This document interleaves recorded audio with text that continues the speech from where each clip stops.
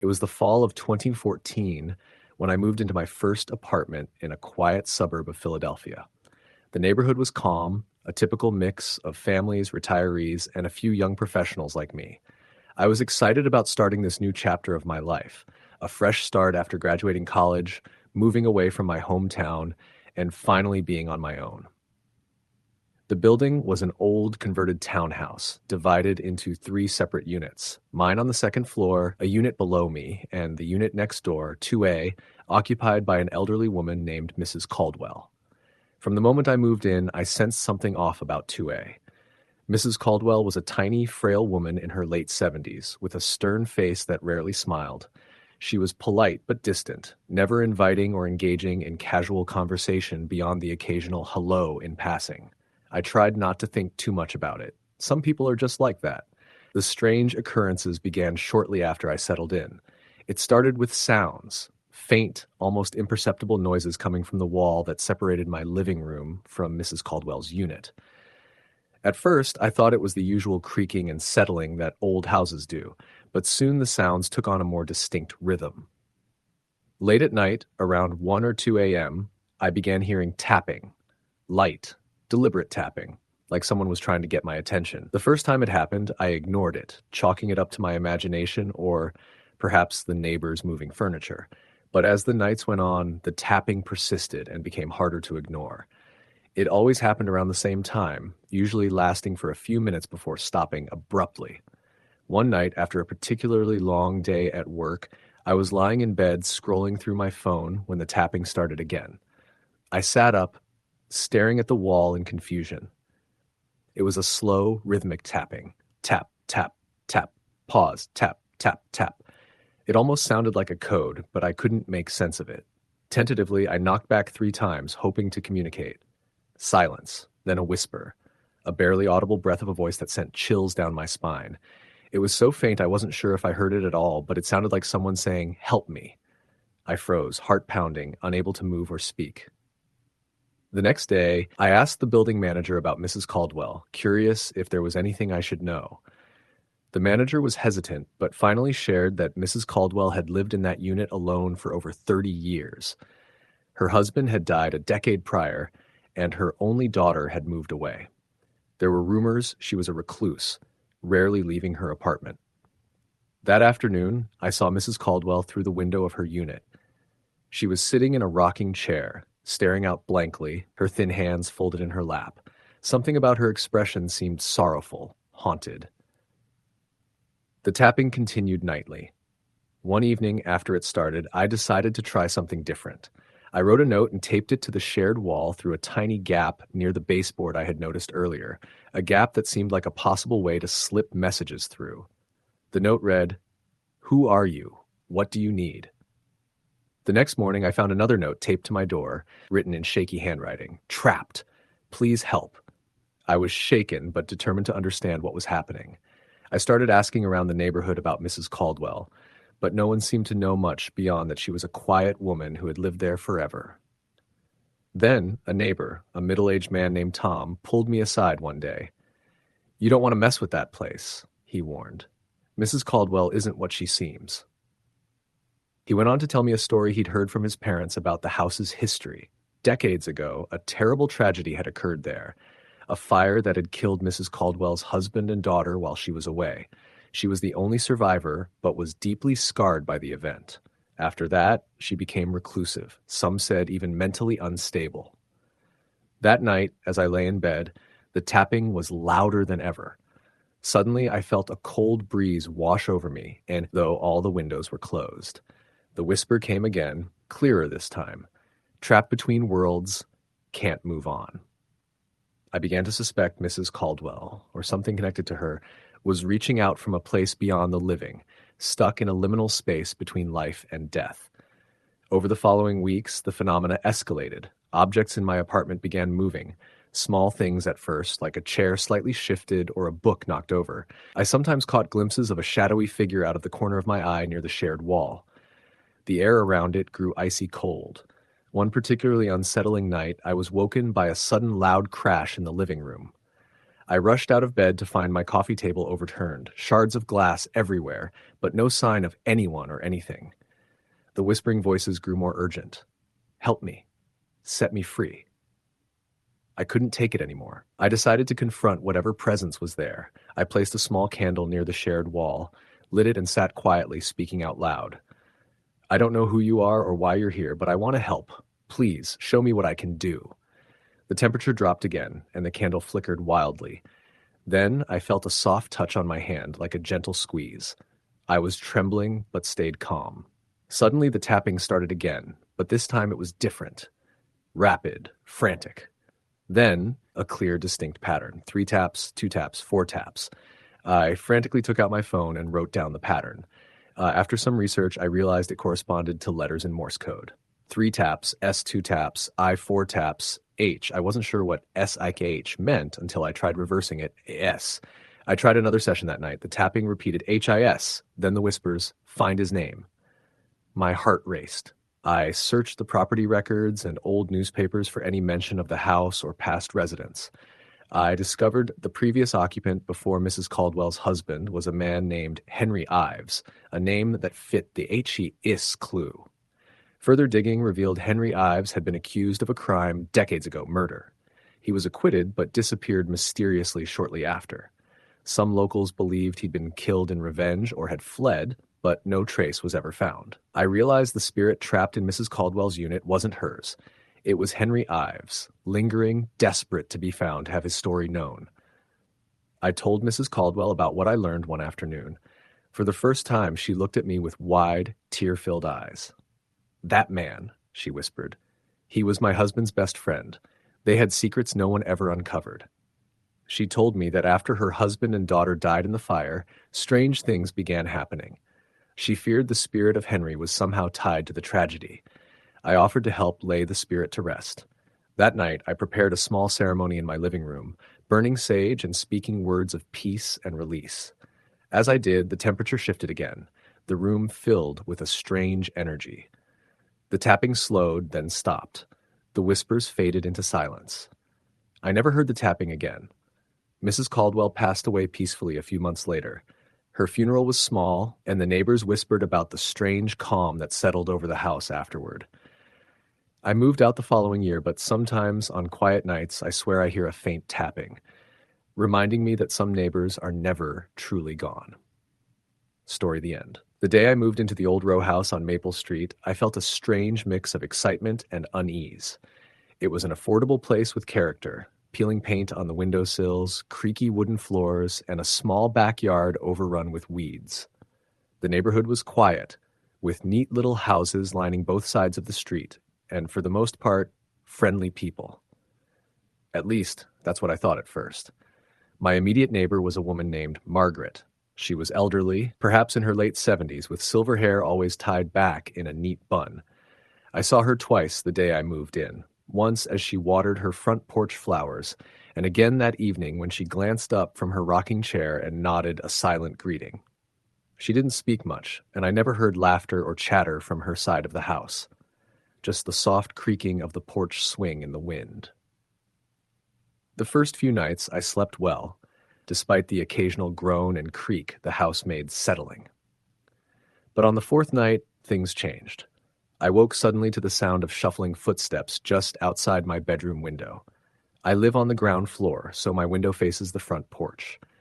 I sat up in bed and strained to see through the darkness, but all I saw was the faint outline of trees and the glimmer of streetlight reflecting off the wet pavement.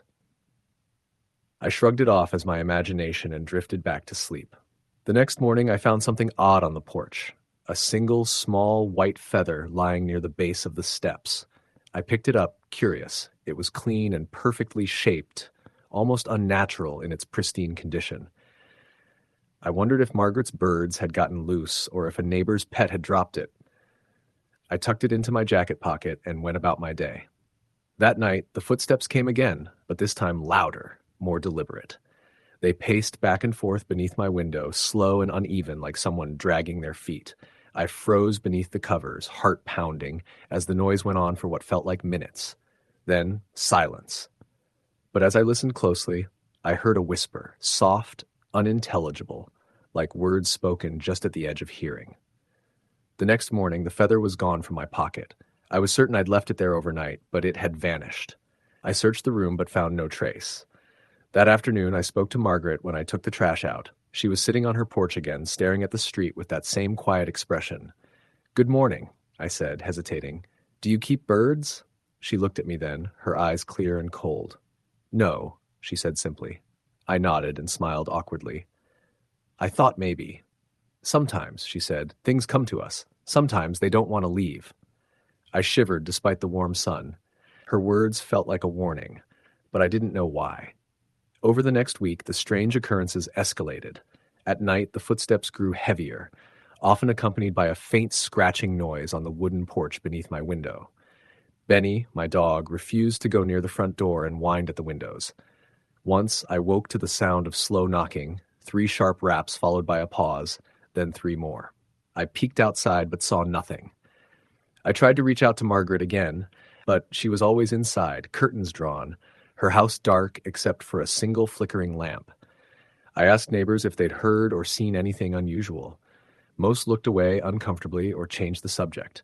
One old man told me, "That place has had its secrets for decades. Don't poke the past." One rainy night, I was startled awake by Benny barking frantically. I looked toward the window and saw a faint figure standing on the porch, barely visible through the rain and darkness. It was a woman, pale and thin, with long hair plastered to her face. Her eyes were hollow and staring straight at me. I blinked, and she was gone. The next day, I researched the house's history. I found an old newspaper clipping buried deep in the archives of the local library. The article recounted a tragedy from over 50 years ago.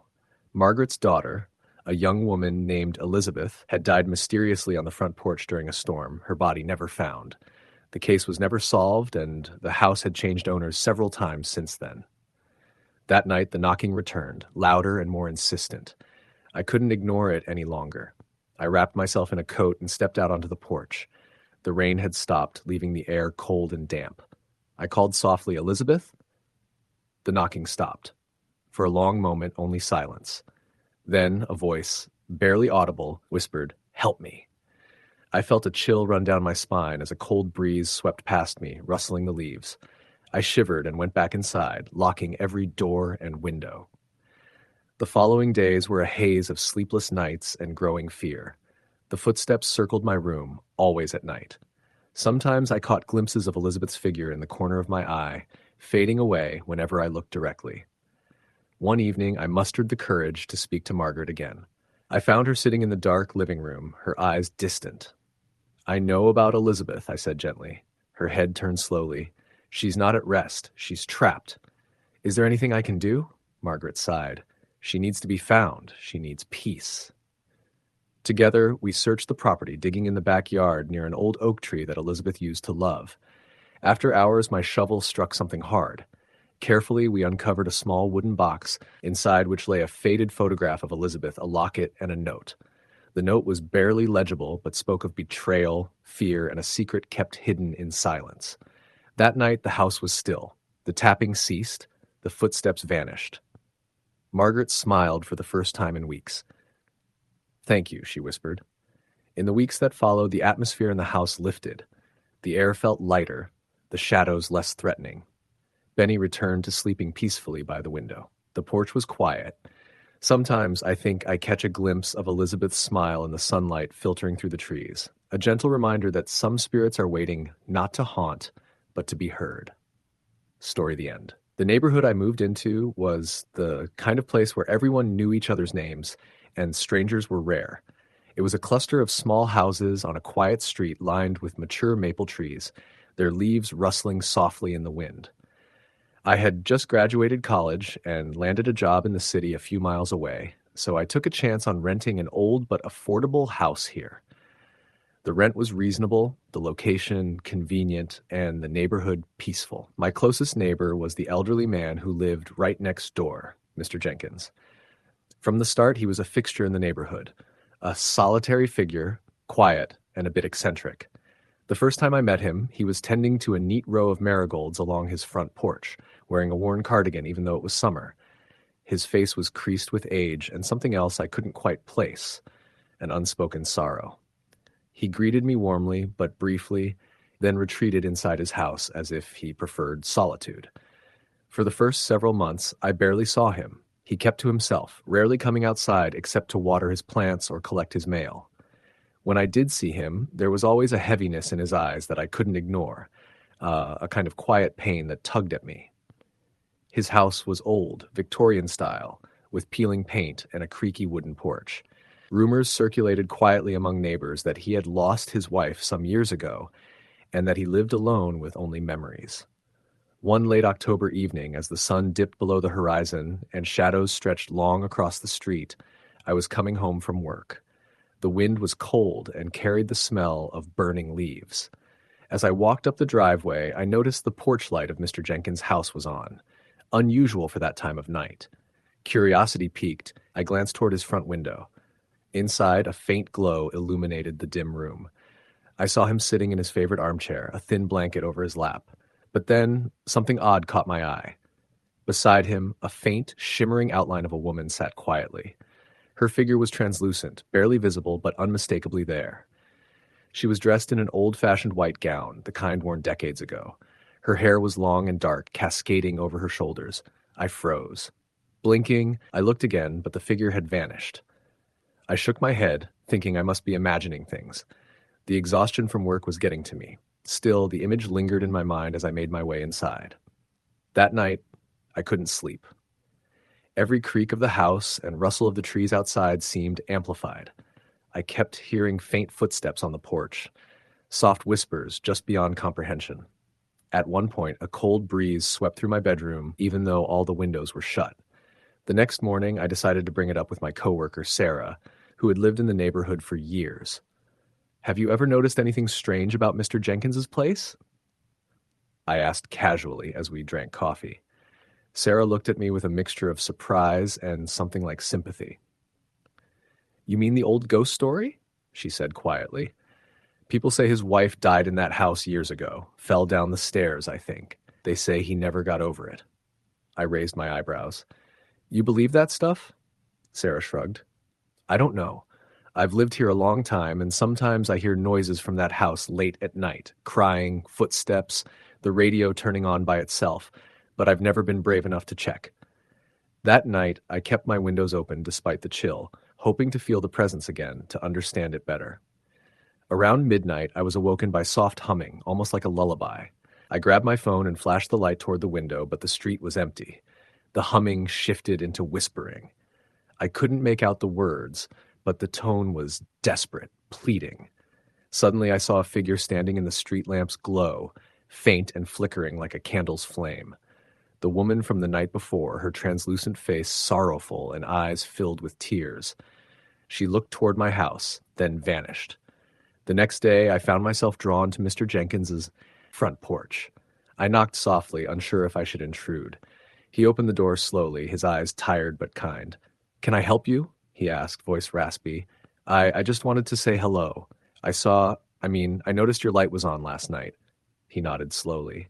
"Yes, she comes around sometimes." "Who?" "My wife, Margaret.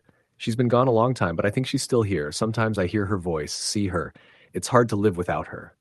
We sat on the porch for a long time as he told me stories about their life, their love, and the tragedy that took her away too soon. I listened quietly, the weight of his grief settling in the air between us. Over the following weeks, the strange occurrences continued. Lights flickered in his house, soft crying echoed through the walls, and the faint scent of lavender, her favorite perfume, wafted through the air. One night, as a fierce thunderstorm raged, I heard a desperate knocking on my door. When I opened it, no one was there, but wet footprints led down the driveway toward Mr. Jenkins' house. The next morning, I found the front door to his house wide open, swinging on its hinges. Inside, the furniture was covered in dust, the air stale. On the floor near the staircase was a worn photograph of Margaret and Mr. Jenkins, smiling and young. I called the police. They searched the house and discovered that Mr. Jenkins had passed away several months earlier, unnoticed by neighbors. The landlord had failed to inform anyone, and the house had been empty. I was stunned. The man I had spoken with on the porch, the man who told me stories of Margaret, had been dead for months. After that, the disturbances intensified. My own house seemed invaded by the presence of sorrow and loss. I heard footsteps pacing outside my window, whispers calling my name, and sometimes the faint sound of a lullaby drifting through the night. One evening, I decided to confront the presence. Standing on my porch, I called out softly, "Margaret, if you're here, please rest." The wind stilled, the air warmed, and for a moment a gentle breeze caressed my face like a sigh of release. From that night on, the neighborhood seemed to breathe easier. The strange noises ceased, the chill lifted, and the scent of lavender was replaced by the fresh bloom of spring flowers. Though I never saw the ghostly figure again, I carry the memory of Mr. Jenkins and Margaret with me, a story of love that refused to fade, lingering in the quiet corners of a small neighborhood. Story the end. Moving into a new neighborhood is always a mixture of excitement and anxiety. I was 32, single, and had just relocated to a small town in northern Pennsylvania for work. The house I rented was a modest two-story, built sometime in the mid-1900s, nestled at the end of a quiet cul-de-sac. It was the kind of place where everyone seemed to know everyone, but the neighborhood still felt peaceful enough to call home. My nearest neighbor lived next door, an elderly man named Mr. Whitaker, according to the rental agent. The first time I met him was a few days after moving in. He was stooped over, walking slowly with a cane, his face lined deeply by years of hard work and weather. He greeted me briefly, offering a small smile and a nod before retreating to his porch chair. At first, everything seemed normal. He kept to himself, rarely leaving the house except for brief walks down the street. But as weeks passed, I noticed subtle oddities. One morning, I woke to the sound of slow, uneven footsteps outside my bedroom window. When I looked out, I saw Mr. Whitaker's silhouette moving along the sidewalk, hands clasped behind his back, muttering softly. Oddly, the sun was barely up, and the neighborhood was still mostly silent. I waved, but he didn't respond. A few days later, I found my gate open when I returned from work. I'm pretty careful about locking it, so that was strange. Shrugging it off, I closed and locked it again. But it happened several times more. My gate ajar, the latch undone, no sign of forced entry. Nothing was missing, but the feeling of being watched crept in. One evening, I decided to invite a couple of friends over. We were sitting in the backyard, chatting and drinking beers, when the power suddenly cut out. The whole block went dark. I heard a faint tapping on the fence separating my yard from Mr. Whitaker's. I went to investigate, but no one was there. Only the faintest echo of footsteps moving away. The next day, I went over to his house to check in. The porch chair was empty, the door slightly open. Calling out yielded no answer. Peering inside, I noticed the house was cluttered with newspapers and dust. A calendar on the wall was stuck on a date 2 years prior. The mail was piled up by the door. It looked like no one had lived there in years. Puzzled, I went back home and tried to look him up online. What I found unsettled me. Mr. Whitaker had died about 18 months ago, apparently alone in his home, found weeks after his passing. That night, I couldn't sleep. Around 2 a.m., I was awakened by a cold draft and the unmistakable sound of slow footsteps pacing outside my window. I sat up, heart pounding, and turned on the light. The footsteps stopped. When I looked outside, the porch light next door flickered on, casting shadows across the yard. Over the next week, the strange activity escalated. Lights would flicker on and off in Mr. Whitaker's house. At times, I could hear the creaking of the floorboards, faint muttering, and the slow scraping of a cane moving across the wooden porch. One night, I swore I saw him, a shadowy figure in a weathered coat, cane in hand, standing just beyond the tree line, staring at my window. When I called out, the figure vanished. I began researching local records and discovered an old journal entry from the previous occupant who mentioned hearing nightly pacing and whispered conversations coming from the next-door house, even after it had been vacant. Then came the most disturbing moment. One evening, I was sitting in my living room when my phone buzzed with a message from an unknown number. The message was simple: leave before midnight. I looked out the window toward Mr. Whitaker's house and saw the curtains sway even though there was no wind. That night, I stayed awake. The footsteps returned precisely at 11:57 p.m., pacing back and forth on the porch. Suddenly, the doorbell rang. I didn't move. After a long pause, a whisper came through the cracked door. "You shouldn't be here." The next morning, I told the landlord I wanted to terminate my lease early.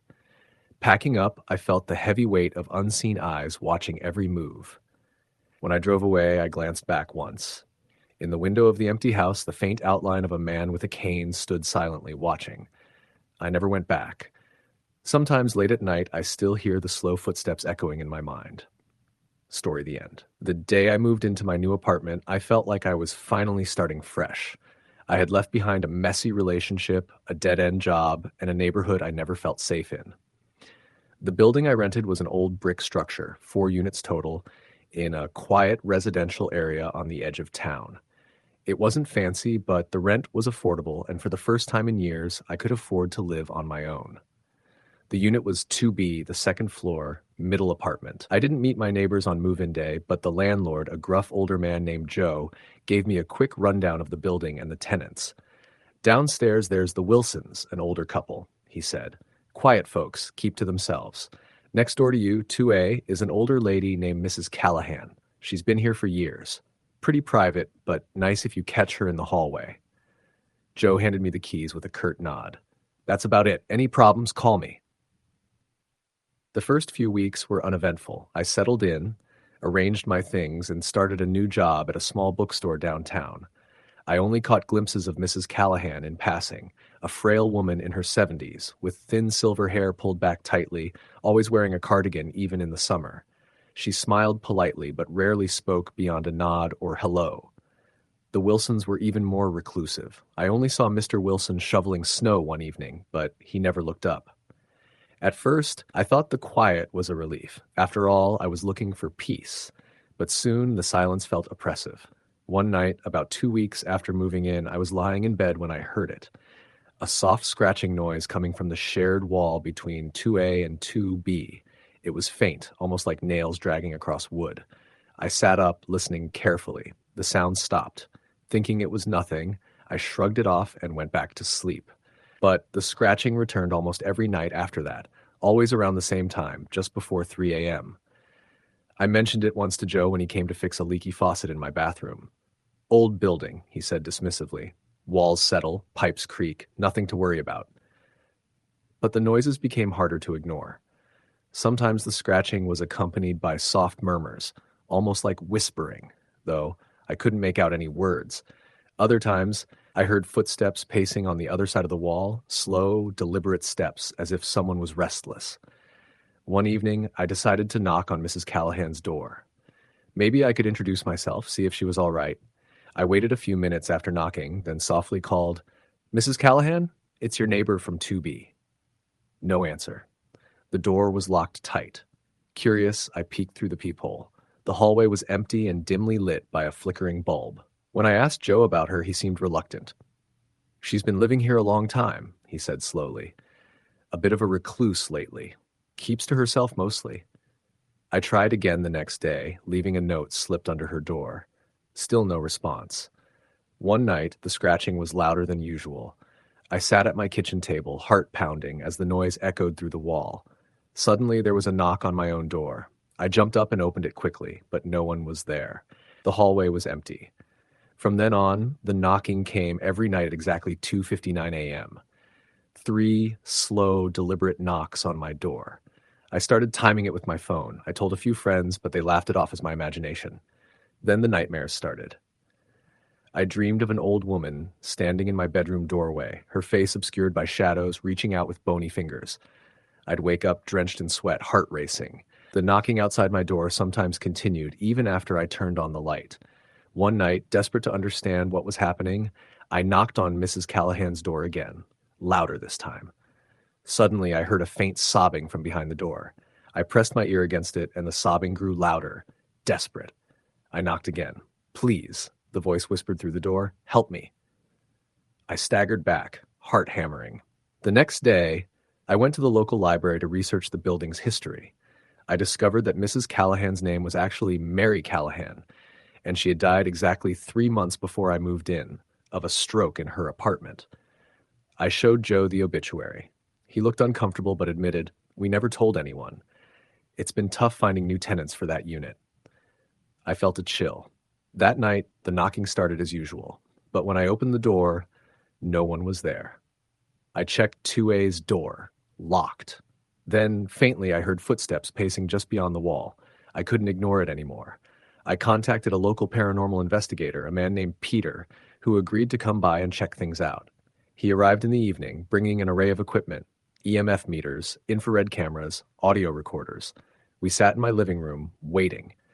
At 2:59 a.m., the knocks came. 3 slow raps on the front door. Peter immediately recorded the sounds and scanned the room with his devices. Suddenly, the EMF meter spiked wildly near the wall shared with 2A.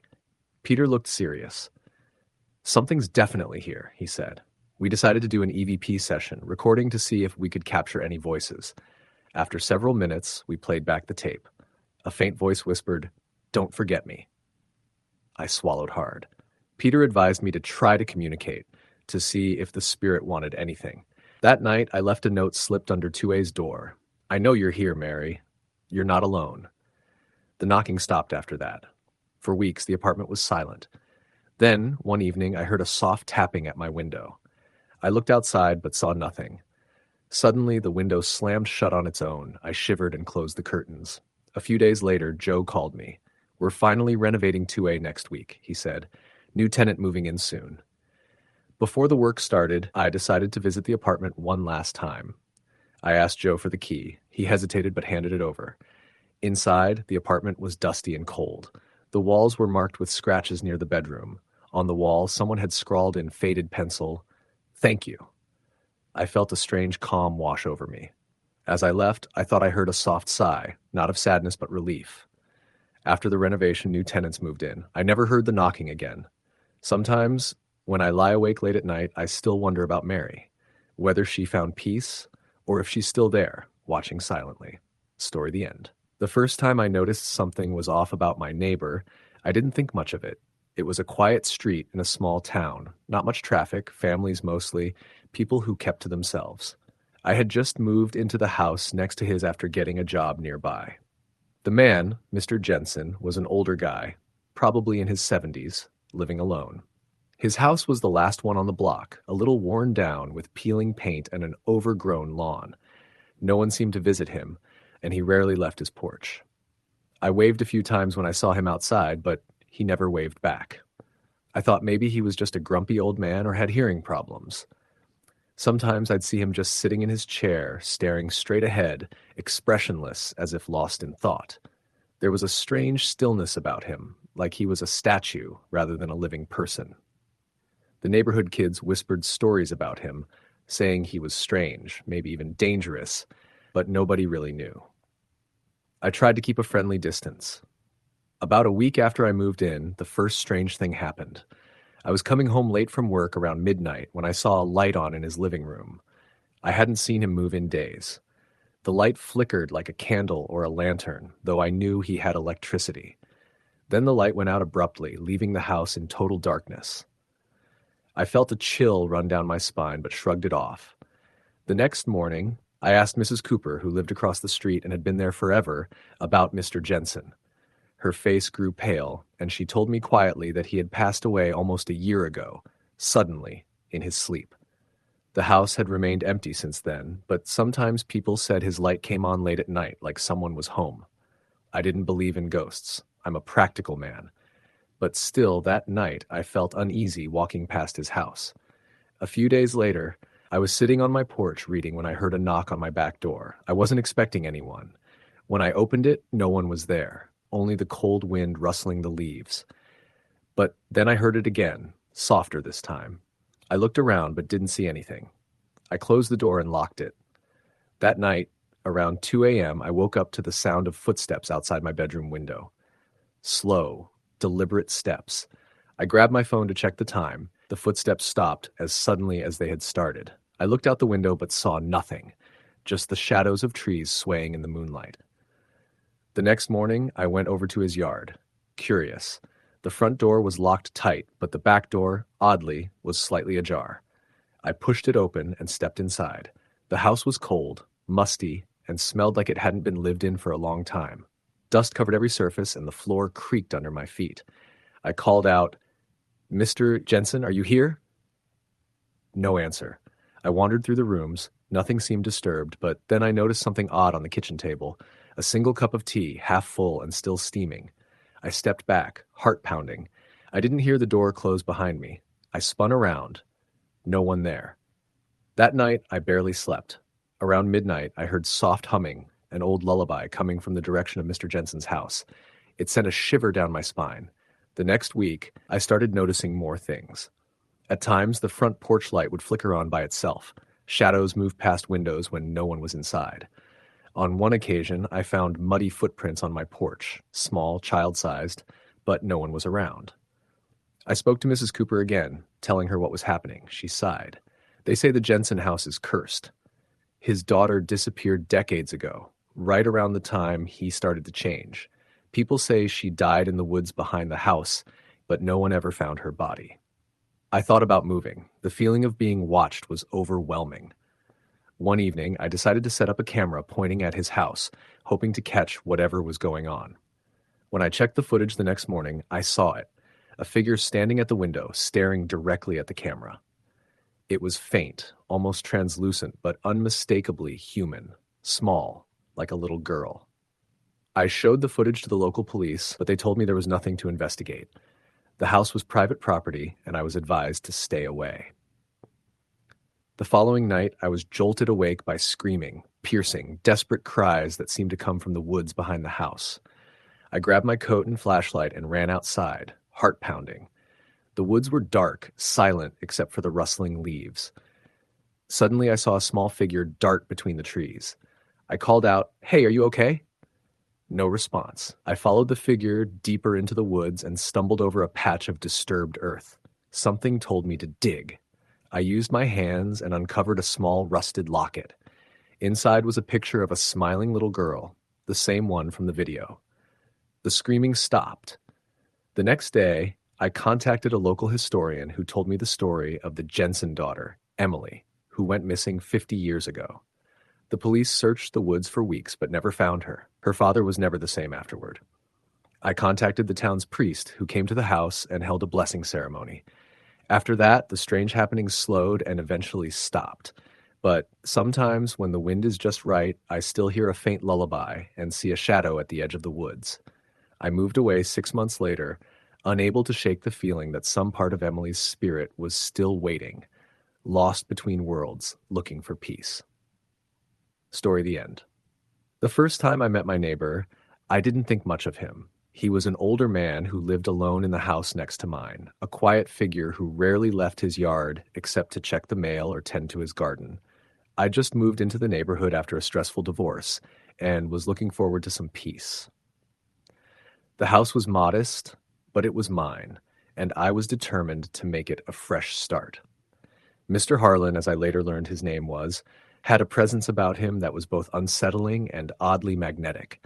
He was tall, with thinning gray hair and pale blue eyes that seemed to look right through you. When I greeted him the first time, he smiled politely but said very little.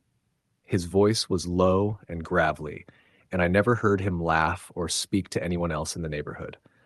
For the first few weeks, everything seemed normal. I'd see him sitting on his porch in the early mornings, drinking black coffee and watching the street. Sometimes I'd wave and he'd nod in return, but conversation was minimal. I was busy settling in and trying to rebuild my life.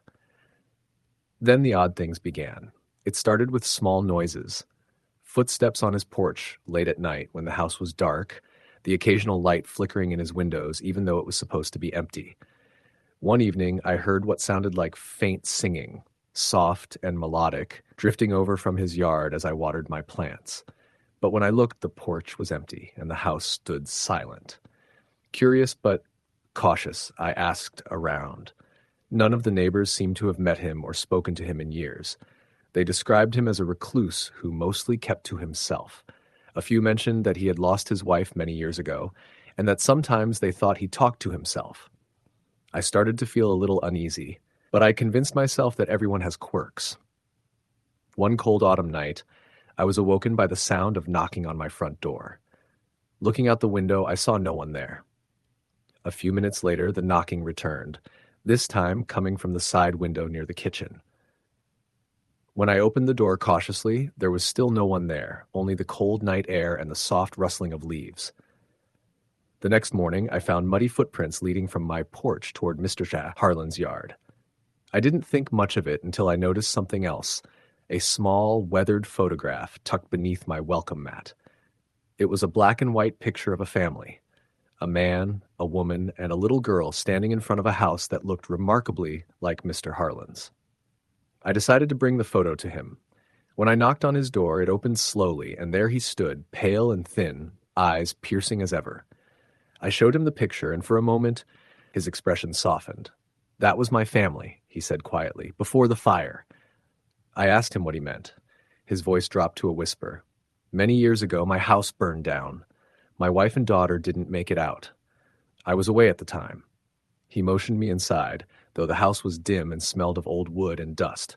The walls were lined with faded photographs and newspaper clippings. One headline read, "Tragic Fire Claims Lives of Local Family." "I stayed here, in this house, trying to hold on," he said, "but they never left. Sometimes I think they still watch over this place." That night, after I returned to my own home, I kept hearing strange noises, soft crying, footsteps pacing outside, and the faint scent of smoke that wasn't there during the day. The next few nights, the sounds grew louder and more persistent. My dog, usually calm, began barking at empty corners and refusing to enter the backyard near the fence. One night, I saw it, a flickering shadow just beyond the hedge that separated our properties. It was the shape of a woman, translucent and shimmering, standing silently and staring toward my house. Terrified, I tried to speak to Mr. Harlan again, but when I knocked, there was no answer. Days passed, and the house next door appeared abandoned. Lights stayed off, and the porch swing hung still. Then, late one evening, I heard footsteps outside my bedroom window. Looking out, I saw a figure standing beneath the tree in my yard. It was the same woman, the ghostly silhouette from before. She lifted her hand in a gesture that was both a warning and a plea. The next day, I decided to investigate the history of the neighborhood. At the local library, I found records of the fire Mr. Harlan had mentioned. The house had burned to the ground nearly 40 years ago, and the woman and child had died in the blaze. Mr. Harlan had survived, but was never the same. With this knowledge, I returned home feeling a strange mixture of sorrow and resolve. I left a note at Mr. Harlan's door, asking him to meet and talk. Late that night, he appeared at my door. "I can't leave," he said, eyes haunted. "They won't let me. My family is trapped here." I told him I wanted to help. Over the next weeks, we worked together, holding small vigils and speaking their names, trying to give peace to the restless spirits. Slowly, the strange phenomena began to fade. The footsteps stopped, the cold spots disappeared, and the house seemed lighter. One night, as I was about to sleep, I felt a gentle warmth in the room. A whisper floated on the breeze, soft and thankful. From that night on, Mr. Harlan seemed more at ease, and the neighborhood grew quieter. I never saw the woman again, but sometimes I still feel her presence, like a silent guardian watching from just beyond the veil. I stayed in that house for many years, but eventually I moved on. Before I left, I said goodbye to Mr. Harlan, who was sitting peacefully on his porch, a faint smile on his lips. Some neighbors say his house still stands, quiet and empty, but I believe the spirits there finally found rest. Story the end. The old apartment complex stood at the edge of town like a forgotten relic, its brick facade chipped and worn by decades of rain and wind. I moved there out of necessity, a fresh start after losing my job and my apartment across the city. The rent was cheap, and the landlord seemed eager to fill the vacancy. The building was mostly quiet, save for the usual sounds of footsteps in the hall and occasional conversations echoing from the units. My unit was 307, near the end of the third-floor hallway. Across from me lived an elderly woman named Mrs. Whitman. She kept to herself, always dressed in muted colors and tending to the small plants she kept by her window. On the other side, next door, was 308, where a man named James had moved in a few weeks before me. James was in his late 40s, quiet, and always appeared exhausted when I saw him in the hallway. He worked nights, he told me once, so our schedules rarely overlapped. At first, the neighbors seemed normal, if a bit reserved. But over the course of the first month, I began to notice strange things connected to 308. It started with sounds.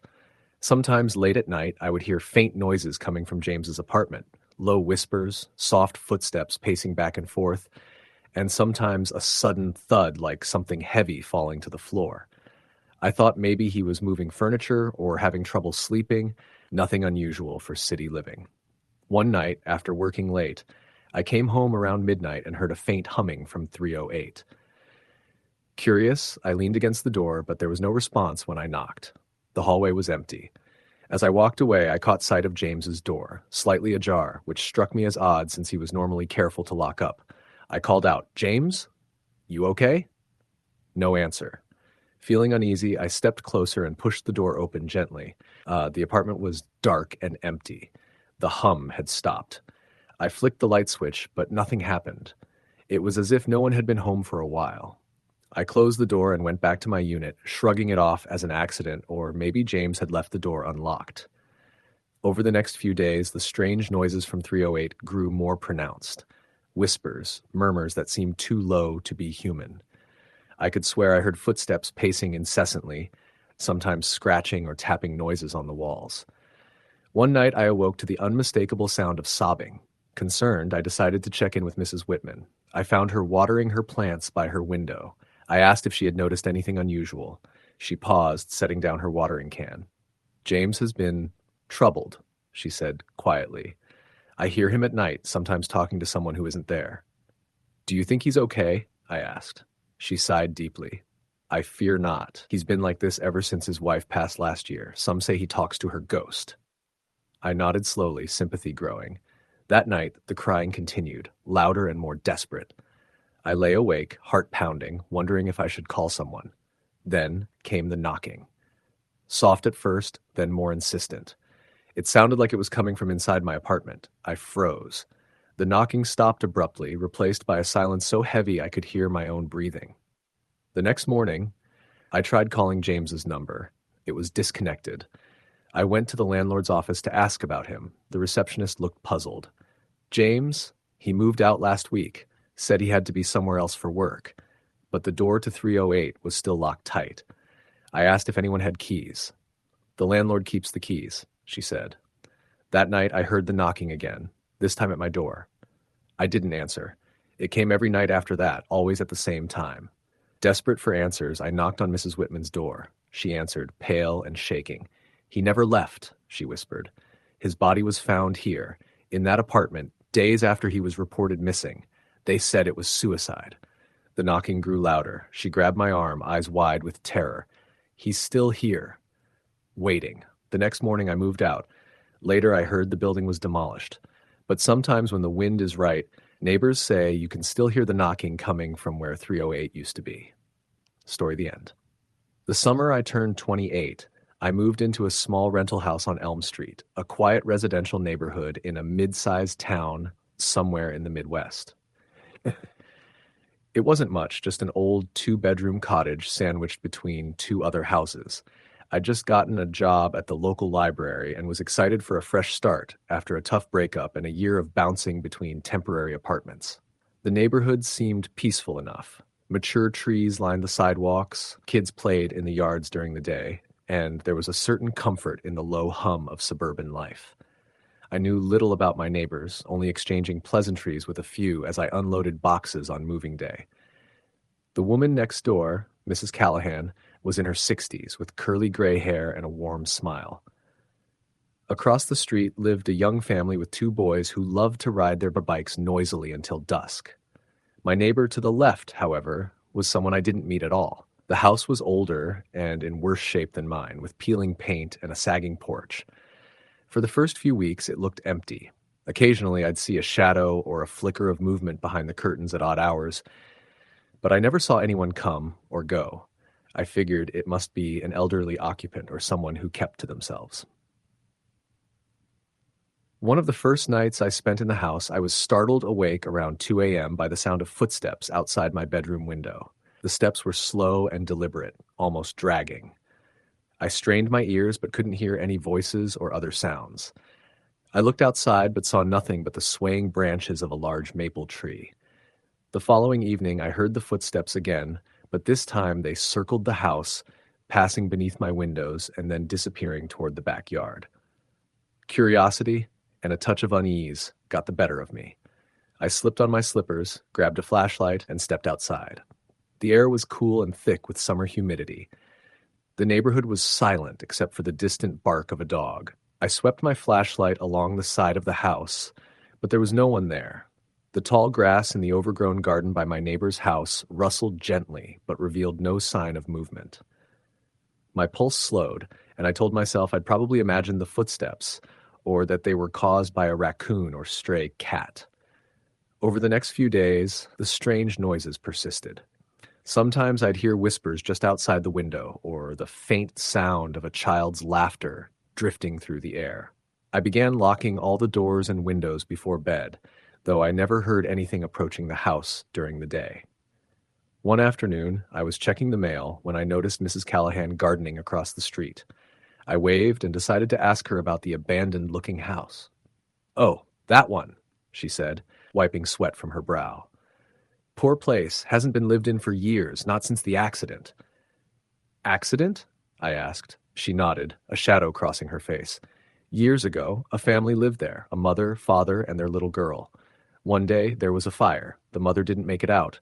The father and girl survived, but moved away not long after. The house has been empty ever since." I felt a chill despite the summer heat. "Do you think it's haunted?" Mrs. Callahan smiled faintly. "Some folks say they see the little girl wandering around at night. Others hear crying or footsteps when no one's there. I don't pay much mind, but it's enough to keep most people away." That night, as I lay in bed, I couldn't shake the unease settling in my chest. The house felt heavier somehow, like it carried a weight I couldn't see. I tried to ignore it and drifted to sleep. Around midnight, I woke again. The footsteps were back, pacing slowly beneath my window. This time, I heard a soft sobbing mingled with the steps.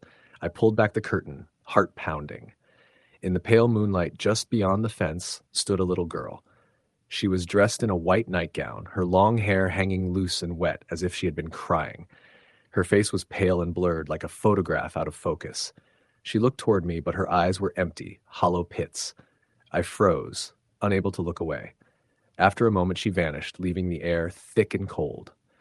The next day, I told Mrs. Callahan what I'd seen. She nodded solemnly.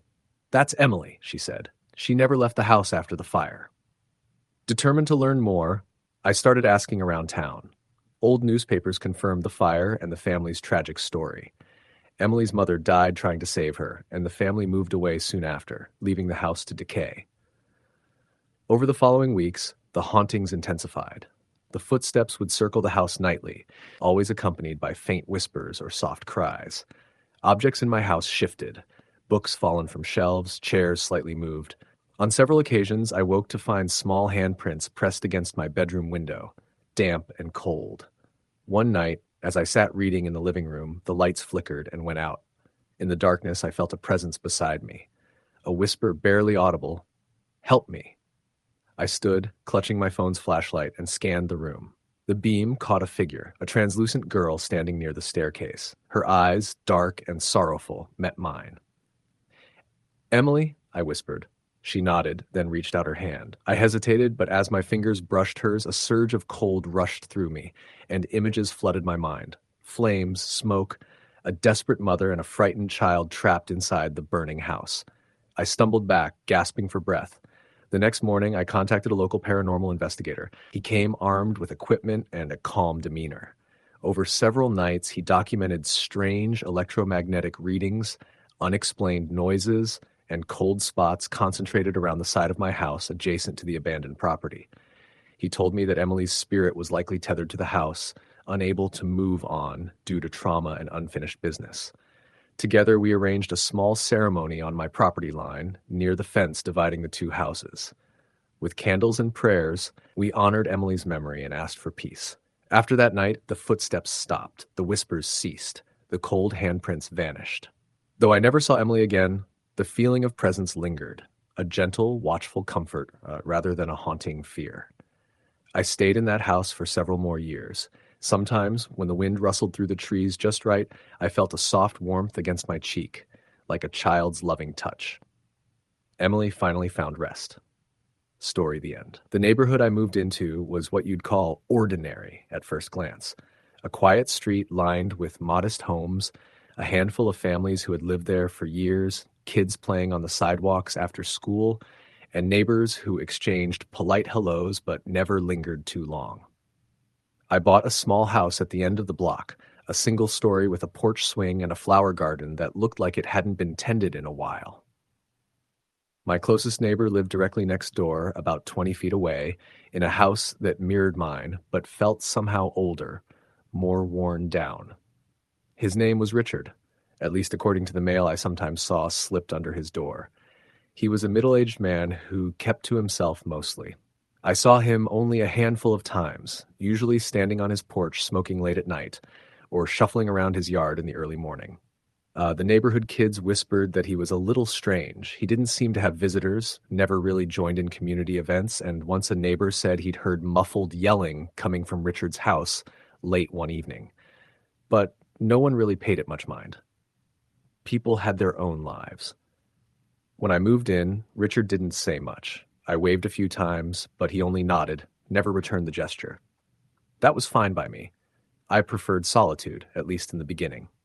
What I didn't expect was the feeling that something wasn't quite right about that house, or rather, about Richard himself. The first odd thing happened just a few weeks after I moved in. It was late summer, early September, and I was sitting on my porch with a book. The sun was setting, casting a warm glow on the street. Suddenly, I heard a loud crash from Richard's yard. I looked over just in time to see his porch light flicker violently and then go out. I figured maybe a branch had hit the fixture or a storm was rolling in, so I didn't think much of it. But later that night, when I was inside watching TV, I heard the same crashing sound, only it was coming from inside his house. It was like something heavy being thrown against a wall or furniture being knocked over. Curious but cautious, I went outside and called out, "Richard, everything okay?" No answer. The street was silent except for the distant barking of a dog. I stood there a moment, feeling the hair on the back of my neck prickling. The next day, I noticed his front door was slightly ajar. I debated whether to say something to the landlord or the police, but decided to knock first. I rapped firmly and called, "Richard?" No response. As I was about to walk away, the door creaked open a little more, and I saw the inside was pitch black. I stepped back, heart pounding. Over the next week, I heard strange noises from his house almost every night. Heavy footsteps pacing the floor, doors slamming, muffled voices, sometimes crying, sometimes angry shouting. But no matter when I knocked or called out, Richard never answered. One evening, I was lying in bed when I heard faint whispering coming from the wall that separated our homes. I pressed my ear against it, and for a brief moment, I thought I heard my name. It was so faint that I questioned myself, but the feeling of someone trying to communicate from just behind the wall was undeniable. I decided to ask around. One neighbor told me that Richard's wife had died in the house a few years back. She had been ill, and the whole neighborhood had heard about her passing. Richard was devastated, but withdrew from everyone afterward. A few months after her death, he stopped being seen around entirely. I began to suspect Richard might have died there too. Then, one night, I woke to the sound of my front door creaking open. I live alone, and I'm very careful about locking up. Heart pounding, I grabbed my phone and shone a flashlight toward the door. It was wide open. I stood frozen for a moment, then slowly closed and locked it again. From the darkness outside, I heard footsteps moving away, slow and deliberate. The next day, I called the landlord. He said he hadn't heard from Richard in months and was about to declare the house abandoned. Curious and concerned, I asked if I could check the house with permission. He agreed. When I entered, the smell hit me immediately. Something stale, like old sweat and mildew mixed with something metallic. The living room was covered in dust, but on the floor near the fireplace, there was a pool of what looked like dried blood. The furniture was overturned, and the walls were scrawled with strange marks that looked like scratches or claw marks. I found a torn photo album on the couch. Inside were pictures of Richard and a woman, the same woman who had died, I assumed. But in every photo, her face was scratched out, violently defaced. I took the photos to the police. They conducted a search of the house and found evidence of a struggle: broken glass, bloodstains, and some personal items belonging to Richard's wife. They declared the house a crime scene. Weeks later, I learned that Richard had been arrested years before for abusing his wife, though the charges were dropped for lack of evidence. Her death was ruled accidental, but the police reopened the case with this new evidence. After the investigation, the strange noises stopped. But sometimes, late at night, I still hear faint footsteps outside my window, and the whispering comes back, calling my name softly, as if asking me to remember.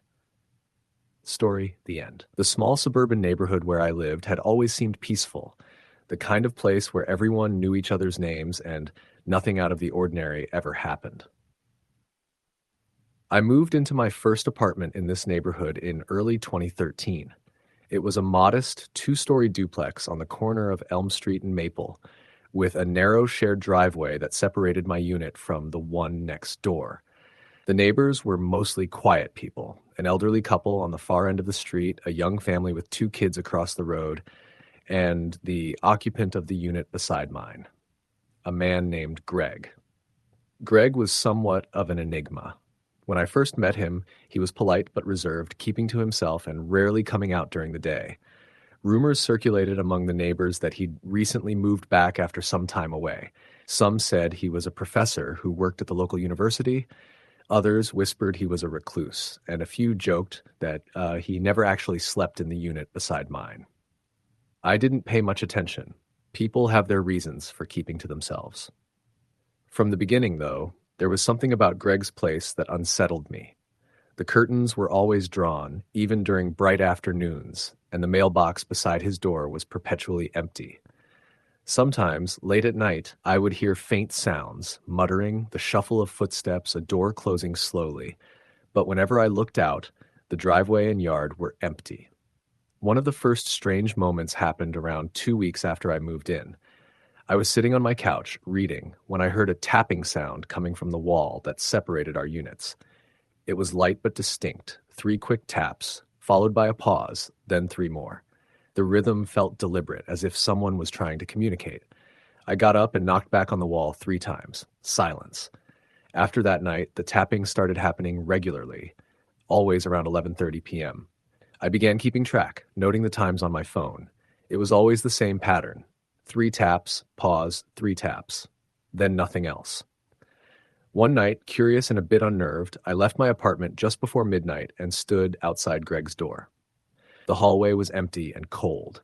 I pressed my ear against his door and thought I could hear the faint sound of whispering, almost like someone speaking but too muffled to understand. I tried calling out softly, but there was no response. The next day, I asked one of the neighbors, an older woman named Mrs. Watkins, if she knew anything about Greg. "He's a quiet one," she said cautiously. "Moved in a few months ago. Never really socializes. You're not the first to hear odd noises from his place." "Odd noises?" She nodded. "Sometimes voices, sometimes banging. Some say his wife passed away not long before he came here. Could be he's just dealing with grief." That explanation did little to ease my mind. If anything, it made me more curious. Over the next week, the tapping changed. Sometimes it was faster, sometimes slower, and occasionally it was followed by a faint scratching sound. It was like the walls were trying to tell me something. One night, I decided to try and communicate in Morse code. I grabbed a flashlight and tapped out, "Who are you?" against the wall in the same 3-tap pattern. I waited, heart pounding. After a long pause, the tapping returned. 5 taps, 3 taps, 3 taps, 1 tap. I didn't recognize the code immediately, so I spent the next day researching Morse. Eventually, I deciphered it. HELP. A chill ran down my spine. I knocked again, louder this time, and asked, "Help with what?" The taps continued for a few more nights, but then stopped abruptly. The silence was unsettling. Then, about a month into my stay, I began seeing shadows near the edge of my vision, dark humanoid shapes that flickered in and out of existence when I turned to look. One evening, I was in the kitchen when I felt a sudden cold breath on my neck and heard a soft whisper say, "Find me." Terrified, I called out to Greg the next morning. He opened the door, looking tired and worn, with deep shadows under his eyes. "I hear you," I said nervously. "The tapping, the whispers. Are you okay?" He hesitated, then invited me inside. His apartment was dimly lit and sparse. On the wall hung an old photograph of a woman with a warm smile. Greg told me she was his wife, Marissa, who had died tragically 6 months before he moved here. He confessed that after her death, he'd been experiencing strange phenomena, noises, unexplained cold spots, and sometimes seeing her shadow moving just beyond sight. I think she's trying to communicate, Greg said quietly, but I don't know what she wants. That night, I stayed in my apartment, listening carefully. At exactly 11:30 p.m., the tapping began again, stronger than ever. This time, it wasn't just 3 taps, it was a longer sequence.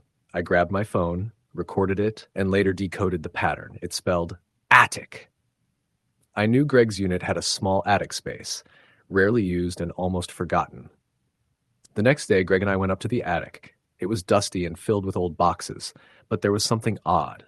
One corner of the floorboards looked newer than the rest. We pried it open to find a hidden compartment underneath. Inside was an old journal belonging to Marissa. Reading through it revealed a heartbreaking story. Marissa had been hiding a secret, terrified for her life. She wrote about an abusive man who had been stalking her, someone who had threatened her and tried to hurt her multiple times. The final entry was chilling. If something happens to me, I pray my spirit will reach Greg. He needs to know the truth before it's too late. We shared the journal with the police, and it turned out Marissa's fears were well-founded. The man she feared had disappeared after her death, suspected of foul play. After we uncovered the journal, the strange occurrences began to fade. The tapping stopped, the shadows vanished, and the cold spots disappeared. Greg later moved out, saying he finally felt peace knowing Marissa's story was heard. I stayed in the duplex for a few more years, but every so often I would hear faint tapping from the shared wall, just 3 taps, then silence, like a gentle reminder that some neighbors never truly leave. Story the end. The moment I moved into the small duplex on the edge of town, something about my neighbor unsettled me.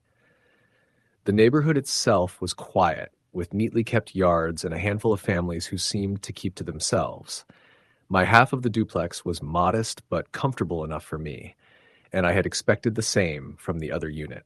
But from day one, there was a heaviness about the place next door that I couldn't shake. The man living there was named George, according to the landlord. An older fellow, he never seemed to come out much. I'd catch glimpses of him sometimes, a pale figure behind the curtains, or once, standing on his porch at dusk, staring into the fading light with an expression I couldn't read. He never waved or spoke when I passed by, just stood there motionless, like a statue. At first, I chalked it up to old age or perhaps some illness. But then came the noises. At night, especially during the long winter months when the wind howled outside, I started hearing faint footsteps on George's side. Sometimes it was a slow, dragging sound, like someone walking with heavy boots. Other times it was the light tapping of fingers against the window pane closest to the shared wall. The sounds were too rhythmic to be random creaks in the old house.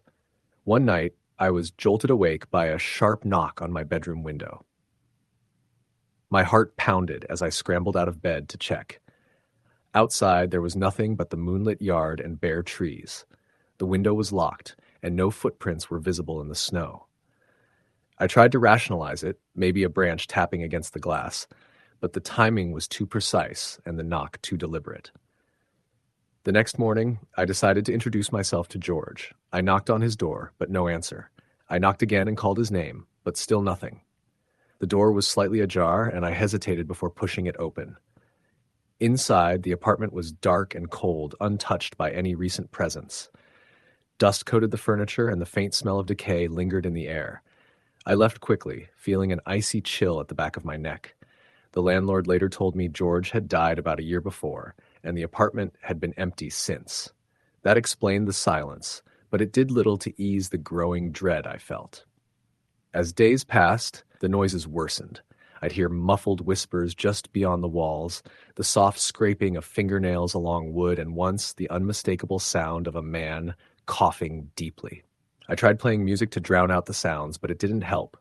At times, the footsteps seemed to circle my apartment, coming closer to my door, only to fade away at the last moment.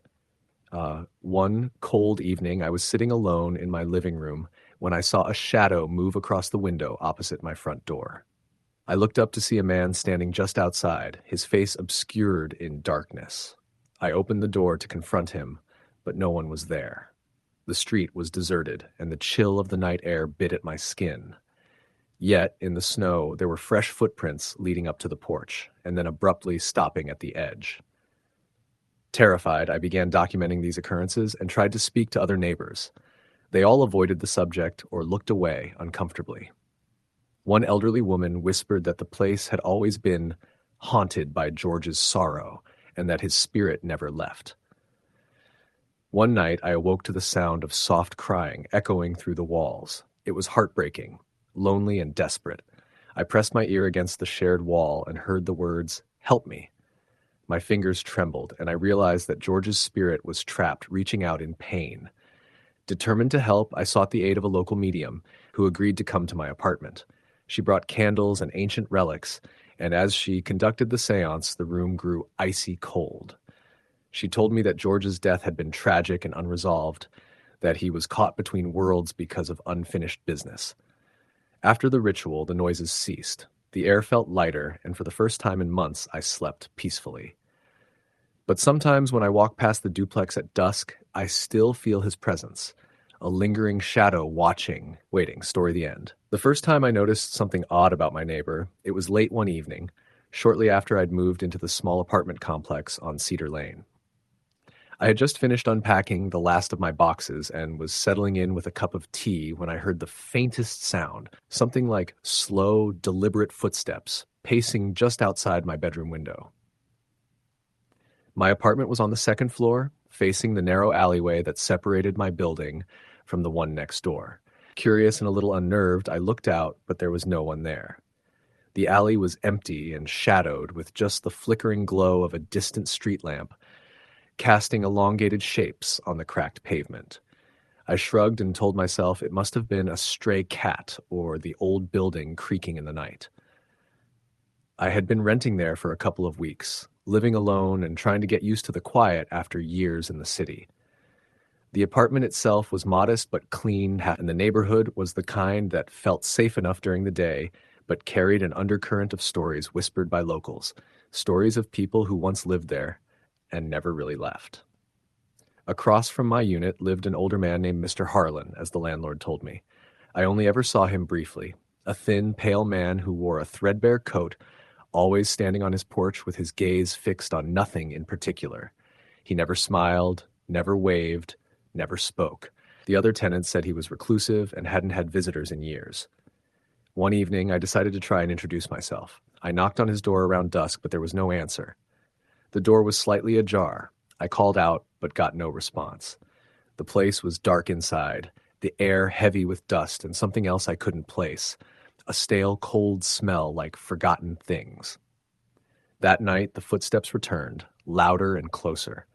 They circled my bedroom window again and again when slowly, methodically. I tried to convince myself it was my imagination, but Benny, my dog, wouldn't stop growling and pacing, his hair standing on end. Days passed.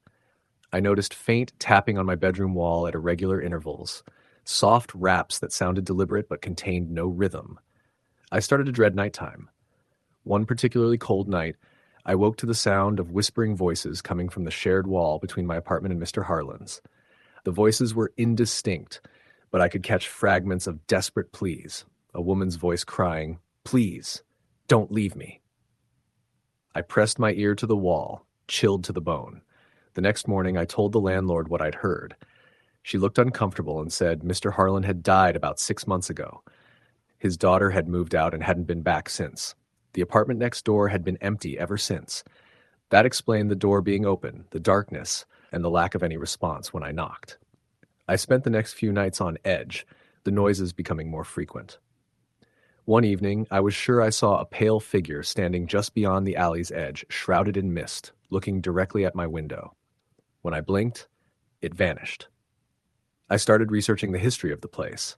I found an old newspaper article about Mr. Harlan's wife, Mary, who had disappeared under mysterious circumstances 10 years earlier. They never found her body, only some torn clothes near a nearby creek. The community whispered about foul play, but nothing was ever proven. One night, the tapping turned into pounding. 3 heavy knocks followed by a pause, then 3 more. The doorbell rang. but when I looked through the peephole, no one was there. Terrified, I contacted a local medium. She came to my apartment with candles and ancient charms. During the seance, she told me Mary's spirit was trapped between worlds, calling out from the walls, desperate for peace. After the ritual, the noises stopped. The house felt lighter, and Benny slept soundly again. Sometimes when the moon is full, I think I hear a soft knock on the wall, a whisper of thanks, and the gentle sound of footsteps fading into the night. Story the end. When I first moved into the small suburban neighborhood of West Hayworth, I wasn't expecting much more than some peace and quiet. My previous apartment downtown was a mess. Sirens at all hours, people shouting in the alleyways, trash bins always overflowing. West Hayworth, by comparison, was a postcard. Tree-lined streets, neat driveways, freshly cut lawns. The kind of place where the mailman still waved at you and neighbors borrowed sugar without hesitation. I rented the left half of a duplex at the end of Brookside Lane. The place had charm.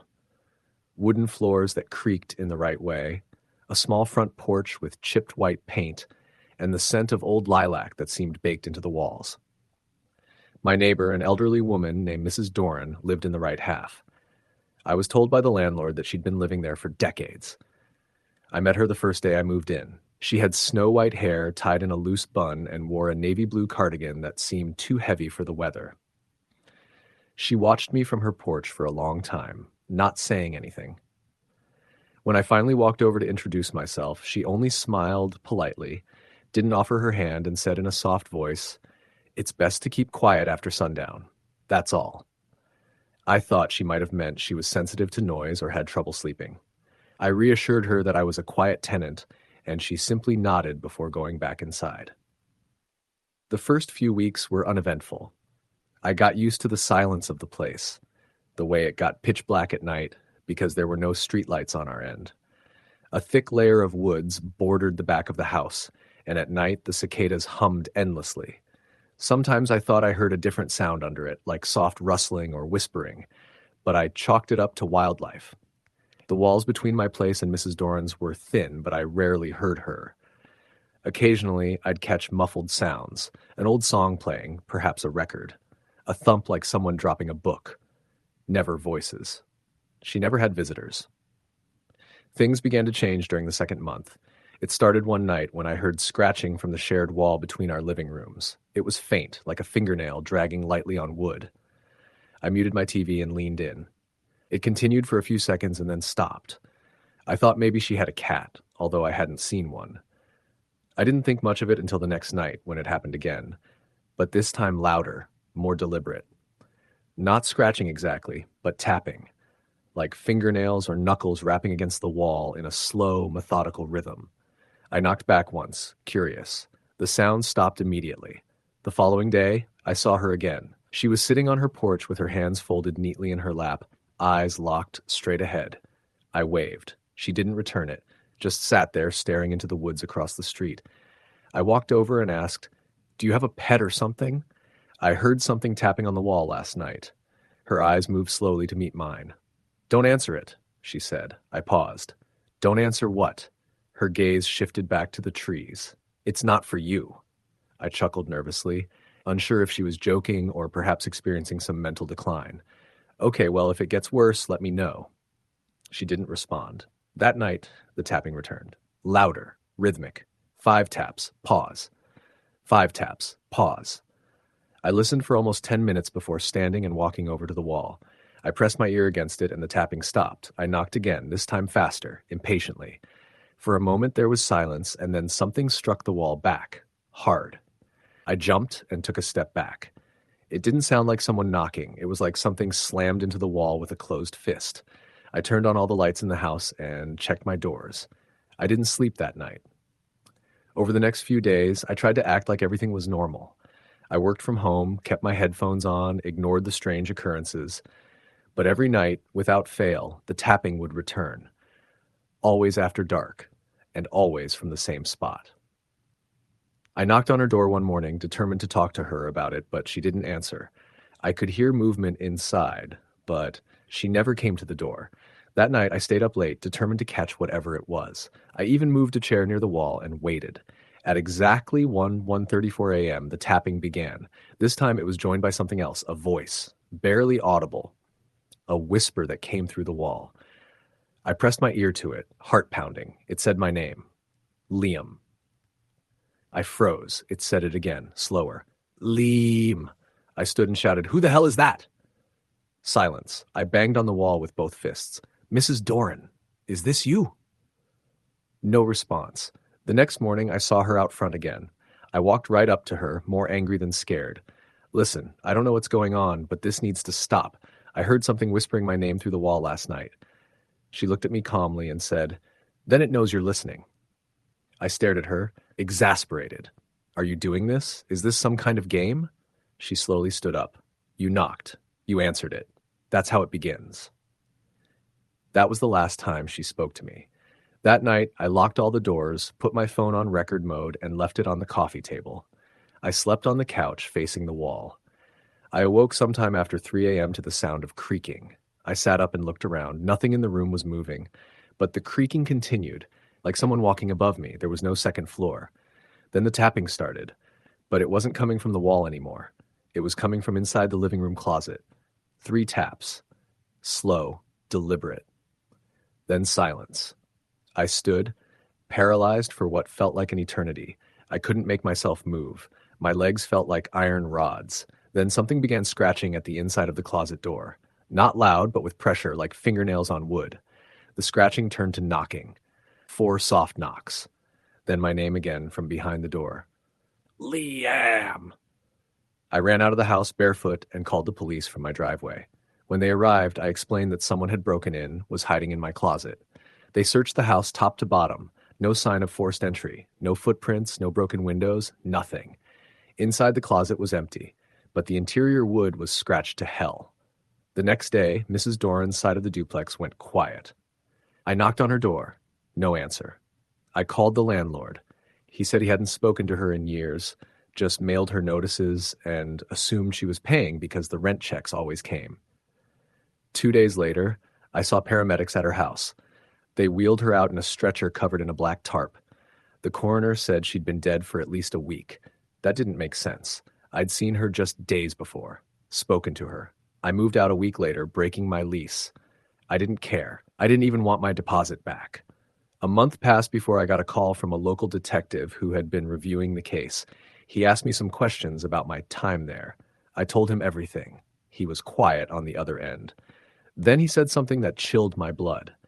"We found signs of movement in her house. Footprints in the dust, not hers. Smaller, barefoot.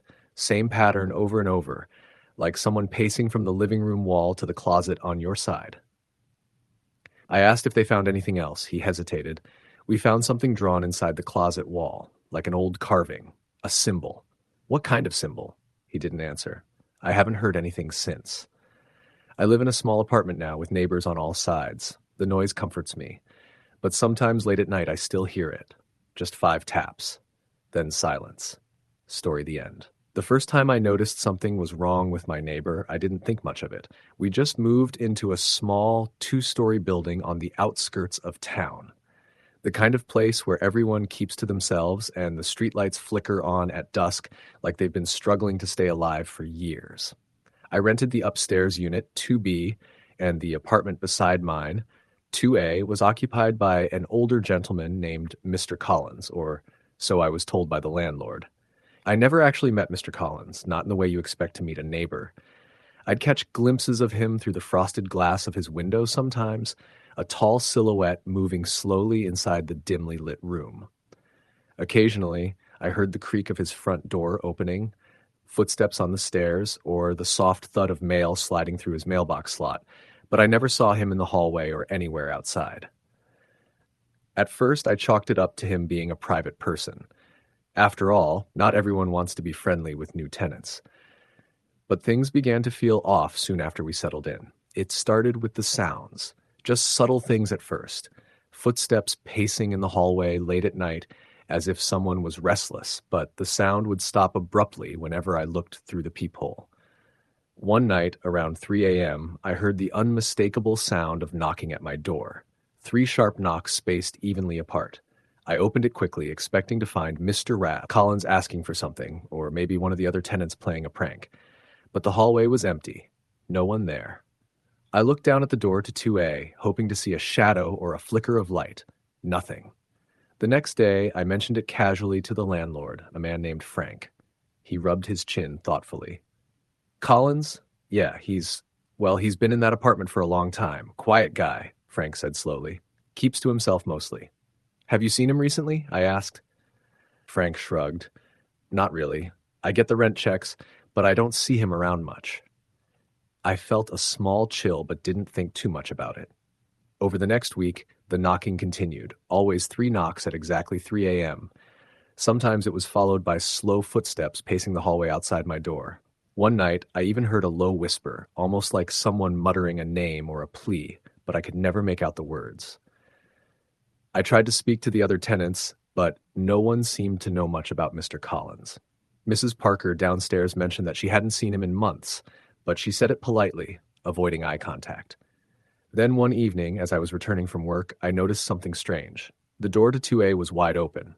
I hesitated, heart pounding. The hallway was quiet, except for the faint sound of something. Scratching? No, more like gentle tapping against the walls. I stepped closer, my hands shaking, and peered inside.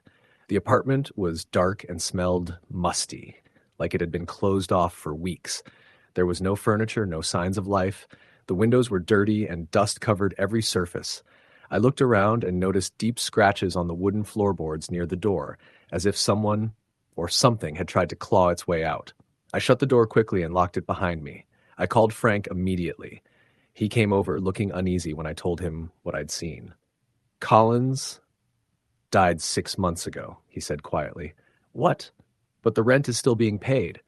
Some things don't add up, Frank admitted. No one has lived there since. The place is supposed to be sealed. I told him about the knocking, the footsteps, the whispering. He nodded grimly. Sometimes the dead don't know they're dead. That night, I didn't sleep. At 3 a.m., the knocking came again, 3 slow raps. I sat up, heart racing, and called out, Mr. Collins? The knocking stopped. Then the whisper came. Help me, I froze. The voice was faint but desperate. Over the next few weeks, I researched everything I could about the apartment and its previous occupant. I found an obituary for a Harold Collins, who had lived there for nearly 40 years before passing away alone in his apartment. No known family, no close friends. One afternoon, I went to visit the local historical society. They told me that Harold had been a recluse, rumored to be a war veteran who'd lost his family in a tragic accident years earlier. He was said to have suffered from severe depression. That explained the loneliness, but not the knocking. One evening, I decided to try and communicate. I left a note under the door of 2A. Harold, if you're still here, I'm listening. That night, I waited. At 3 a.m., the knocking began. 3 slow knocks, then footsteps pacing, then a soft, mournful sigh. I whispered, I'm here. You're not alone. Suddenly, the room felt cold. My breath steamed in the air. I heard a faint reply, Thank you. After that night, the noises lessened. The knocking slowed and the footsteps stopped. I felt a strange peace in the building. Frank told me that the apartment would soon be renovated. Before the work started, I went inside with him one last time. The scratches were still there, but the air felt lighter. As I stepped out, I thought I heard a soft voice whisper, Goodbye. The knocking never returned. Sometimes in the quiet moments, I wonder if Harold finally found rest, or if he's still listening, waiting for someone to hear him. Story the end. The day I moved into the old neighborhood, I was full of hope. After years of city chaos, the quiet cul-de-sac at the edge of town felt like a sanctuary. The houses were modest, many showing the wear of decades, but the trees were tall, the air crisp, and the neighbors seemed friendly enough when I waved hello. My house was the third on the right, a faded blue bungalow with creaky floors and a garden that had clearly been neglected for years. The man who lived next door, Mr. Callahan, was an elderly gentleman with a stooped back and a gravelly voice. He greeted me warmly on moving day, offered advice about the best local spots, and even brought over a pie. For a while, everything seemed normal, but then strange things began to happen. It started with subtle noises late at night, footsteps pacing on his porch, soft whispers carried by the wind, and faint knocking on the shared fence. I told myself it was just my imagination or the house settling. One evening, I saw Mr. Callahan standing outside under the pale streetlight, staring directly at my window. His expression was blank, almost hollow, and when I waved, he didn't respond. I mentioned it to my friend Karen, who lived a few blocks down. She grew quiet and told me about the tragic history of the house next door. Years ago, Mr. Callahan's wife had disappeared mysteriously. People said he was never the same after, and some claimed his spirit lingered, unable to let go. Curiosity and unease tangled inside me. One night, I heard the mournful sound of a woman's voice singing a lullaby just beyond the fence. The melody was hauntingly beautiful, but filled with sorrow. I stepped outside, heart pounding, and saw a faint figure standing in the shadows near Mr. Callahan's porch, a woman in a faded white dress, her face turned away. As I approached, she vanished like mist. Determined to understand, I spoke to longtime neighbors and scoured old records. The story they told was heartbreaking. Mrs. Callahan had vanished without a trace on a stormy night decades ago, leaving only silence behind. Mr. Callahan's grief had consumed him, and some believed the house was cursed. I began noticing more unsettling signs. Doors on Mr. Callahan's side creaked open on their own. Lights flickered in empty rooms. Late at night, I sometimes caught glimpses of shadowy figures through his windows. One morning, I found fresh flowers on the fence line, though no one else had been outside. One stormy night, the power cut out. In the pitch black, I heard frantic knocking on my back door. When I opened it, there was no one there, just a chilling cold and the faint echo of footsteps retreating down the street. The next day, Mr. Callahan's house was empty. The police said he had passed away quietly in his sleep. His belongings were packed up, but the strange occurrences didn't stop. Some nights the lullaby returned, drifting softly on the breeze. Neighbors whispered that Mrs. Callahan's spirit still roamed, waiting for her husband. I eventually moved away, unable to live with the heavy silence that hung over the place. But sometimes when I pass by that street, I hear the faint creak of a rocking chair and the soft hum of a forgotten song carried through the night. Story: the end. The moment I signed the lease on the small 2-bedroom house at the end of Maple Street, I thought my life was finally turning a corner. I had moved across state lines to escape a toxic relationship and a dead-end job, and this neighborhood seemed like the perfect place to rebuild. Quiet, unassuming, and with a handful of friendly neighbors. The house itself was old, built in the 1920s, with creaky floorboards and a patchy yard, but it felt like a fresh start. My next-door neighbor was an older woman named Mrs. Evelyn Crowley. She lived alone in the house right beside mine, an aging Victorian with chipped paint and sagging porches. I first saw her the day I moved in. She was sitting on her front steps, wrapped in a faded shawl, her eyes scanning the street as if expecting something. When I introduced myself, she smiled but said very little, just a soft "welcome to the neighborhood," before retreating inside. At first, I thought her quietness was just shyness or old age. But within a few days, strange things started happening. It began with the porch light. Every night, without fail, her porch light would flicker on and off, sometimes for hours. It was odd because I could see the bulb was burned out. I'd looked over during the day. No one ever seemed to go outside to change it or even come out at all. One night, I saw a dim figure sitting on her porch, but when I looked again a moment later, the porch was empty. Then, at odd hours, usually just past midnight, I'd hear soft footsteps outside my bedroom window. The footsteps would pace back and forth, slow and measured, and sometimes I'd hear the faint creak of the porch swing from Evelyn's yard. When I peeked through the blinds, no one was ever there. One particularly cold night, I was jolted awake by a low, whispering sound. It was coming from the direction of her house, but the words were unintelligible. A strange, lilted chant that sent chills down my spine. I pressed my ear to the wall that separated our homes, but the noise stopped instantly. By this point, my curiosity and unease were growing. I wanted to check on her to make sure she was okay, but every time I went over to knock on her door, I hesitated. Something about that house made my skin crawl. A week later, during a heavy rainstorm, I saw her again. She stood motionless in her front yard, soaked through, staring up at the sky with hollow eyes. She didn't respond when I called her name. I wanted to help, but felt rooted to the spot.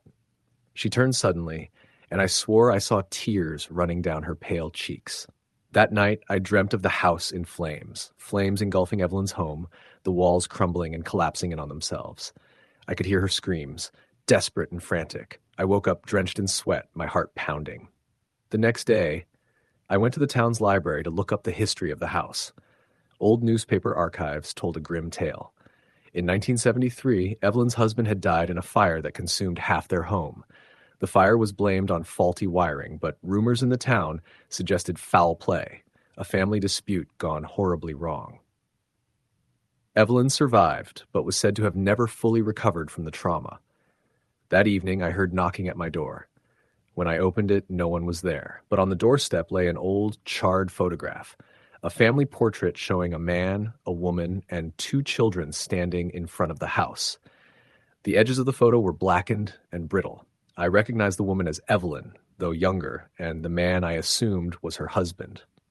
I tried to return the photo to her the next day, but her house was empty. The porch light was off, windows dark, no sign that anyone had been there for days. That night, the whispering returned, louder and more urgent.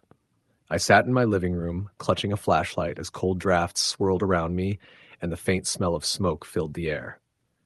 Then, from the corner of my eye, I saw a shadow move across the hallway, tall, thin, and flickering like a flame.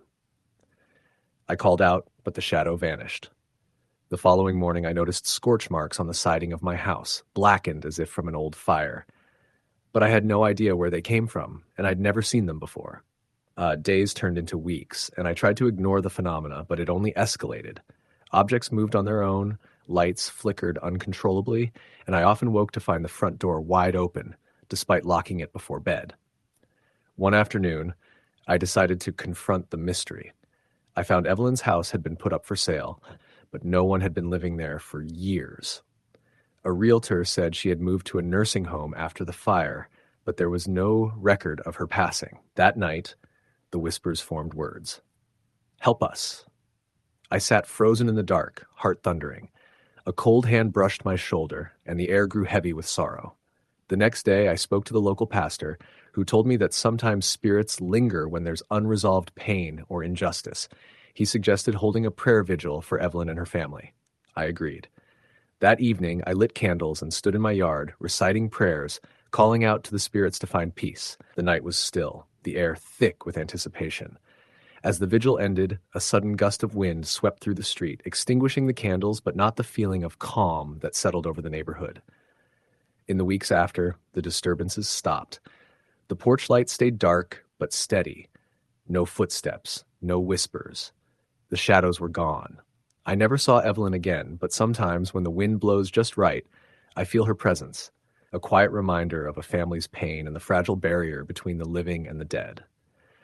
I moved out of that house a year later, but Maple Street remained etched in my memory as the place where the past refused to let go. Story the end. Moving into the small, aging apartment complex felt like a fresh start. It was a modest building tucked away on a quiet street, far from the chaos of the city center. I had been living alone for a few months now, after a difficult breakup, and I thought a change of scenery might help me settle down. The rent was reasonable, and the neighbors seemed polite enough from the few brief encounters I'd had in the hallway. My apartment was on the second floor, number 204, directly across the hall from 203, where an elderly man named Mr. Henson lived. From the moment I moved in, I noticed something strange about him. He was quiet, mostly staying inside during the day, but at night, I would sometimes hear him moving around his apartment. The shuffle of feet, the creak of his door, soft murmurs I couldn't quite catch. He always kept his door slightly ajar, even in the dead of winter, which struck me as odd. When I tried to make conversation, he was polite but evasive, always giving short, clipped answers. At first, I assumed he was just a lonely old man, maybe a bit eccentric but harmless. Then the incidents started. One cold November evening, I was getting ready for bed when I heard a knock on my door around midnight. I wasn't expecting anyone, and when I opened it, no one was there. Confused, I looked down the hallway, but it was empty and silent. Shrugging it off, I closed the door and went back to my routine. The next night, the knocking returned, louder this time and more insistent. I hesitated, but decided not to open the door again. Instead, I listened carefully and realized the sound was coming not just from my door, but from down the hall as well, from 203. A chilling thought crept in. Was it Mr. Henson knocking, or something else? Over the next few days, the strange noises escalated. Late at night, I heard footsteps pacing back and forth in 203, even though the apartment appeared empty whenever I checked. Occasionally, I caught soft whispering through the thin walls, unintelligible but urgent, desperate. One afternoon, I asked the building superintendent about Mr. Henson, hoping to learn more. The man was gruff and avoided eye contact, but eventually shared some unsettling information. Old Mr. Henson? He's been dead for about 6 months now, he said quietly. Found him in his apartment. No sign of foul play, but the poor guy was alone for days before anyone checked on him. Sad story. I was stunned, but I hear noises from his apartment every night. Who else could it be? The superintendent shrugged. Buildings like this, sometimes old tenants stick around longer than they're supposed to. That night, the whispers came again, louder and more coherent. I could make out fragments. Help me. Don't leave. Don't forget. I felt an icy breath on the back of my neck and turned to see a shadowy figure standing at the end of the hallway, pale, translucent, and staring right at me with hollow eyes. I stumbled backward into my apartment and slammed the door shut. The knocking turned into pounding, and the whispers became screams. I left the building the next day. Neighbors later told me that Mr. Henson's spirit was known to linger in the hallway, forever trapped, desperate for someone to hear him. The apartment remains empty to this day, the door always slightly open, inviting and ominous. Story the end.